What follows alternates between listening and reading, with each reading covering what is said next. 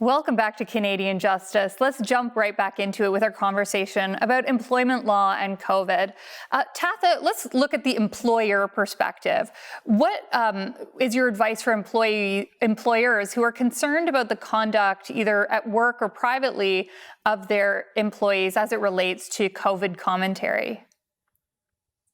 Well, first they should ensure they've got policies to address social media posts and like any communications outside the workplace that could become public as a result of and result in attention directed towards the employer.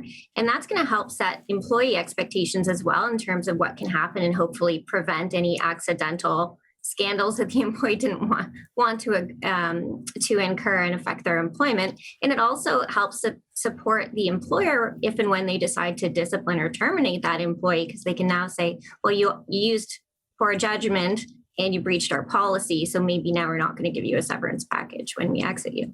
Now, Catherine, what about if a person ends up actually contracting COVID? It moves beyond just, commentary. What if they get COVID and as an employer that they've made comments about COVID, expressing skepticism? What if they then get it and then spread it at work? Could there be employment consequences? Can the employer let them go in that situation? Well, I don't think an employer can fire someone if they got COVID and spread it at work, especially if they didn't know that they had COVID and it was totally involuntary. But let's say the conduct suggests that there might have been some recklessness. Yeah, I mean, that's really hard to prove because the employer would have to do like a deep dive investigation and start asking questions like, did you ever get tested? Do you believe in COVID? And I mean, look, most employers, and Tatha can tell you, they're not going to fire someone for cause unless they've got a really good reason to. But definitely employers have a right and an obligation to ensure that their workplace is safe and that there is measures in place to make sure that people are not coming to work not coming to work ill, and that they're being screened and everything like that. Firing someone for being maybe negligent and reckless, putting themselves in a situation to catch COVID, I don't know if that's something that could amount to a termination. Tatha, do you have a view on that? I agree with Catherine that the employer is going to have possibly an uphill battle to show that the behavior actually.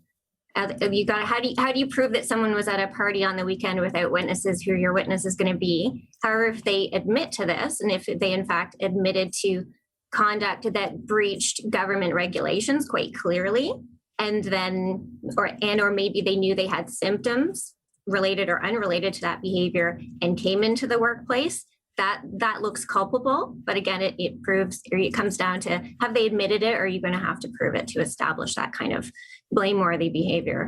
Now, Catherine, we've only got about 20 seconds left. In your closing remarks, can you say what someone should do if they believe they were wrongly let go from their job for expressing their views about COVID? I mean, definitely they should contact a lawyer and, see if they have a wrongful termination case, and, document their termination, or their emails, screenshots, make sure they've got all that. But talk to a lawyer first before they go out, start making claims that they are fired for saying certain views. Great advice. Thank you both so much for coming on and sharing your views. I think I've heard from so many people about their employment concerns on the topic of COVID, and your insight today has been really valuable. So thank you so much. Thanks, Christine. Thank you.